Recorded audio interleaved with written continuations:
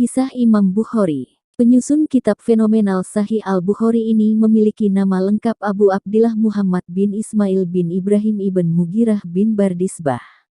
Imam yang lahir pada 13 Syawal 194 H ini sempat mengalami kebutaan di waktu kecil, namun kebutaan itu sirna setelah ibundanya bermimpi Nabi Ibrahim yang berkata padanya, Allah Subhanahu wa Ta'ala telah mengembalikan penglihatan anakmu karena tangisanmu dan banyaknya doa yang kau panjatkan. Dalam usia 10 tahun, Imam Bukhari telah hafal hadis. Bahkan dalam usia 11 tahun, beliau berani mengoreksi seorang ulama karena salah menyebutkan sanad hadis. Usia 16 tahun beliau mampu menghafal karya-karya Imam Ibn Al-Mubarak dan Imam Waqi. Dan ketika beliau bersama ibu dan saudaranya bernama Ahmad pergi ke Makkah untuk melaksanakan haji, beliau tidak mau pulang, melainkan lebih memilih tetap tinggal demi mencari hadis. Usia 18 tahun, beliau telah menyusun putusan fatwa para sahabat, tabi'in dan pendapat-pendapat mereka. Beliau juga menyusun kitab tarikhnya di samping makam Rasulullah SAW di tengah malam hari. Pada suatu hari beliau pernah berselisih pendapat dengan ulama, Fiqh Marwah, padahal beliau masih kecil, hingga beliau diejek, sudah berapa kitab yang kamu tulis hari ini? 2 kitab dan aku menolak 2 hadis tersebut, jawabnya. Sontak semua orang yang hadir di majelis itu pun tertawa. Namun di antara syekh yang hadir berkata, jangan ditertawakan, karena suatu saat kalian yang akan ditertawakan olehnya. Imam Bukhari banyak melakukan perjalanan dalam mencari hadis ke Balkah, Marwah, Naisabur, Rai, Baghdad, Basrah, Kufah, Makkah, Madinah, Mesir, dan Syam. Di antara guru-guru beliau adalah Maki bin Ibrahim, Abdan bin Usman, Yahya bin Yahya, Ibrahim bin Musa, Abi Ashim al-Nabil Ubaidullah bin Musa dan masih banyak lagi. Beliau juga telah melahirkan ulama-ulama besar seperti Abu Isa al-Tirmidzi, Abu Hatim, Ibrahim bin Ishaq al-Harbi dan lain-lain. Imam Muslim pernah mendatangi Imam Bukhari dan berkata, biarkan aku mencium kedua kakimu wahai gurunya para guru, tuannya para ulama, hadis, dokternya hadis dalam menghilangkan ilat di dalamnya. Abu Yazid pernah mengatakan, suatu hari aku tidur di antara rukun Yamani dan makam Ibrahim, lalu aku bermimpi bertemu Rasulullah SAW, dan bersabda, wahai Abu Yazid, sampai kapan kamu hanya mempelajari kitabnya Imam Al-Syafi'i? Dan kenapa tidak kau pelajari juga kitabku ini? Wahai Rasulullah SAW, kitab apa yang engkau maksud? Beliau bersabda, Jami' al-Sahihnya Muhammad bin Ismail al-Bukhari. Berkenaan dengan kitab sahihnya, beliau tidak akan menulis satu hadis di dalamnya kecuali setelah mandi dan salat 2 rakaat. Dan beliau tidak memasukkan satu hadis pun dalam kitabnya kecuali hanya hadis sahih saja. Namun tidak semua hadis sahih beliau masukkan ke dalamnya karena takut akan memperpanjang pembahasan. Imam Bukhari suatu hari sedang mendikte hadis yang sangat banyak sekali kepada muridnya. Dan beliau khawatir muridnya bosan, beliau pun memberi semangat kepada muridnya dengan mengatakan, perbaikilah dirimu, sungguh ahli musik pasti akan bersama ahli musik lainnya, begitu pula dengan ahli keterampilan dan bisnis, sedangkan kalian adalah ahli hadis yang akan bersama Nabi SAW dan para sahabatnya. Ada 3 hal sifat terpuji yang dikatakan oleh Husain bin Muhammad al-Samarkandi tentang Imam Al-Bukhari. 1. Beliau itu sedikit bicaranya. 2. Tidak tamak. 3. Tidak sibuk dengan urusan manusia, karena beliau disibukkan dengan ilmu. Bahkan setiap bulannya beliau mendapat 500 dirham, namun diinfakkan semuanya. Sebelum wafat, beliau sempat sakit parah, dan ketika akan dibawa ke kota Samarkand, beliau berkata, aku sudah lemas, kemudian beliau pun dibaringkan kembali dan beliau berpesan agar dikafani 3 buah baju putih bukan gamis, dan bukan sorban. Imam yang memiliki postur tubuh kurus dan sedang ini menghembuskan nafas terakhirnya pada malam Sabtu, malam Idul Fitri tahun 256 H. Setelah sholat Isya, dalam usia 62 tahun kurang 13 hari. Beliau dimakamkan esok harinya setelah duhur.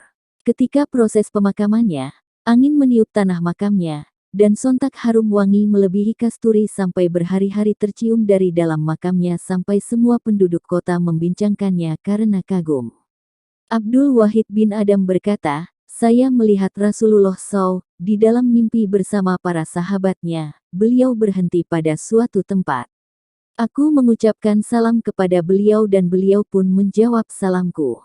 Aku bertanya, mengapa berhenti di sini wahai Rasulullah Shallallahu Alaihi Wasallam? Beliau menjawab, aku menunggu Muhammad bin Ismail al-Bukhari.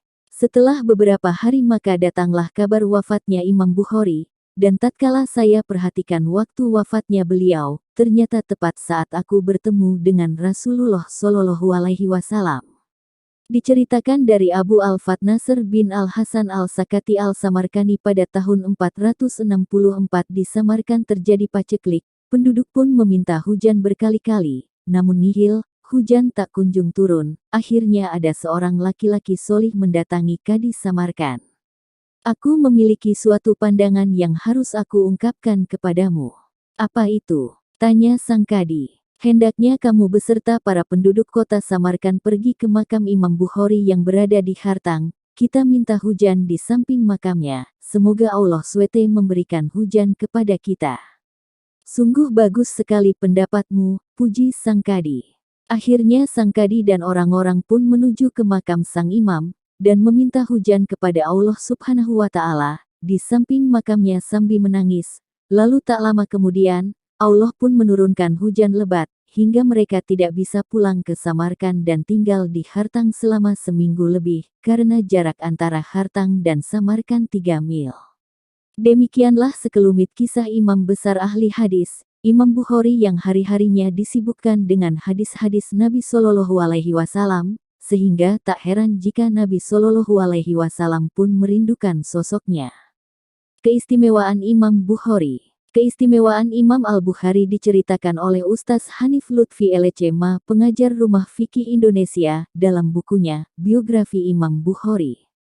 Muhammad bin Hatim Warok Al-Bukhari rahimahullah menceritakan, aku bermimpi melihat Bukhari berjalan di belakang Nabi.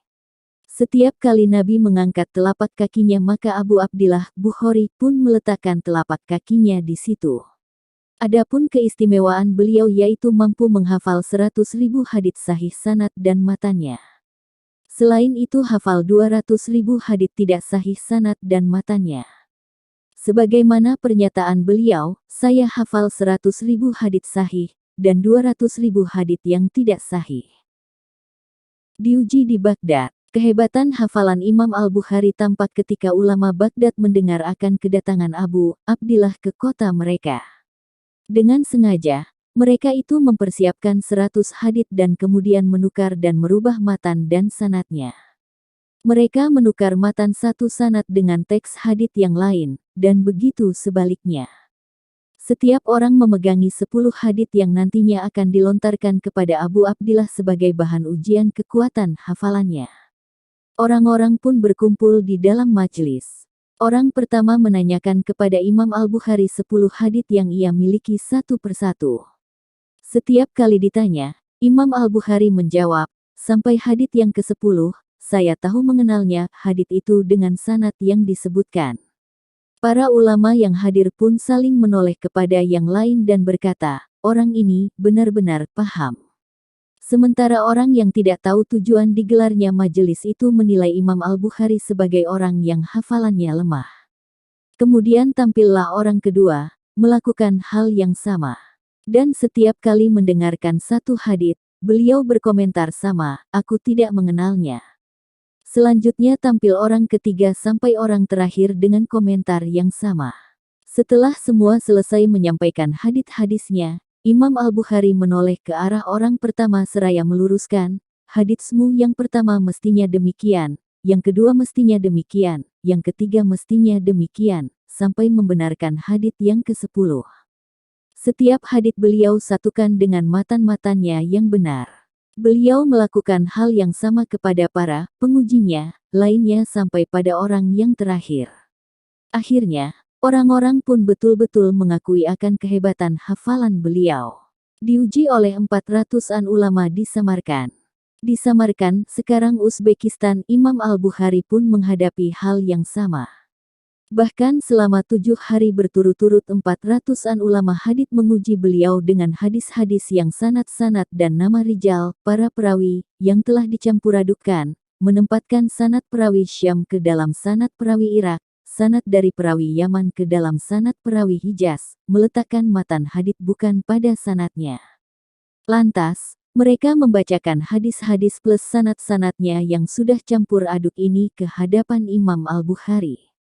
Dengan sigap, beliau mengoreksi semua hadits dan sanad itu dan menyatukan setiap hadits dengan sanadnya yang benar. Para ulama yang menyaksikan itu tidak mampu menjumpai satu kesalahan dalam peletakan matan maupun penempatan posisi para perawi. Khatam Al-Quran ketika salat malam. Selain mencari ilmu, Imam Al-Bukhari juga dikenal sebagai ahli ibadah. Musabah bin Said berkata, beliau ketika Ramadan, siang hari khatam Al-Quran sekali. Adapun malamnya ketika salat khatam baca Al-Quran setiap 3 malam. Selain itu, beliau selalu salat 2 rakaat setiap menuliskan satu biografi ulama ketika menulis kitab At-Tarikh Al-Kabir dan mandi lalu salat 2 rakaat di setiap menuliskan satu hadits dalam Sahih Bukhari. Tabaruk ke kuburan Imam Bukhari. Ada kisah tak biasa berkaitan dengan keistimewaan Imam Al-Bukhari setelah beliau wafat. Pada tahun 464 terjadi kekeringan di Samarkand. Mereka melakukan salat istisqa di dekat kuburan Imam Bukhari. Imam Az-Zahabi, wafat 748 berkata, dan telah berkata Abu Ali Al-Ghasani, telah mengabarkan kepada kami Abul Fath Nasr bin Al-Hasan As-Sakati As-Samarkandi, kami datang dari negeri Valencia, Spanyol pada tahun 464 Selama beberapa tahun hujan tidak turun pada kami di negeri Samarkand. Orang-orang melakukan istisqa, salat meminta hujan, beberapa kali, namun hujan tidak juga turun. Maka, seorang laki-laki saleh yang dikenal dengan kesalehannya mendatangi Katli negeri Samarkand. Ia berkata, sesungguhnya aku mempunyai satu pendapat yang hendak aku sampaikan kepadamu. Katli berkata, apa itu? Ia berkata, aku berpandangan agar engkau keluar bersama orang-orang menuju kubur. Al-Imam Muhammad bin Ismail Al-Bukhari, makam beliau ada di Hartang. Lalu kita melakukan istisqa di sisi kuburnya, semoga Allah menurunkan hujan kepada kita. Katli berkata, ya, aku setuju. Maka, sang Katli pun keluar dan diikuti oleh orang-orang bersamanya. Katli tersebut melakukan istisqa bersama orang-orang. Orang-orang menangis di sisi kubur dan meminta syafaat dengan perantara penghuni kubur, Al-Imam Al-Bukhari. Setelah itu, Allah Ta'ala mengutus awan yang membawa hujan sangat lebat. Orang-orang tinggal di Hartang selama kurang lebih 7 hari. Tidak seorang pun yang dapat pulang ke Samarkand karena derasnya hujan yang turun. Jarak antara Hartang dan Samarkand sekitar 3 mil. Imam Az-Zahabi tak berkomentar apa-apa terkait kisah ini, tak pula memungkiri atau membantahnya, karena sejatinya beliau menukil seutuhnya. Cerita serupa tentang kuburan Imam Bukhari ini juga dikisahkan oleh Tajuddin As-Subki dalam kitabnya Tabakat Asy-Syafi'iyah Al-Kubra. Demikian keistimewaan Imam Al-Bukhari. Semoga kita mendapat keberkahan dari ilmu beliau dan Allah mengumpulkannya di tempat yang tinggi bersama Rasulullah.